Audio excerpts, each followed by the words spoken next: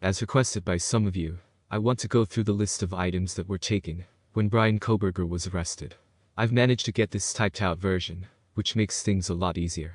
That handwriting was a nightmare to decipher. Whoever typed this out, thank you.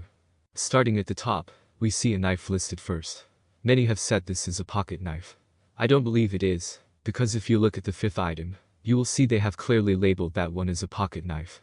The knife listed on top is the one that many speculate could be the weapon. However, we will not know that for sure right now. Keeping my fingers crossed that they do have the weapon though. The second item is a book with underlining on page 118. I've seen some really interesting comments today, referring to Elliot Rodger's manifesto that he wrote. It's purely speculation though. There is absolutely nothing concrete to suggest that's the book he underlined in. For those of you interested, I'll be reading Elliot's full manifesto on my second channel, as some suggested I do, with part 1 coming out today, so please do check it out. Moving on with the list, there was a firearm taken, as well as a magazine for that firearm, which was empty. A laptop, folder containing paperwork, documents, white paper with password, power cable and cell phone were taken too. Very interested to know what's on that laptop and cell phone. So far we heard about pictures of one victim on his cell phone, but I'm sure that laptop will contain some very telling information too. I mean, these days we store so much on our computers. What about Google searches? It will give insight into Bryan's thoughts. Another very interesting thing here is the green leafy substance in plastic bag and green container. I don't know about you, but the first thing that came to my mind was weed.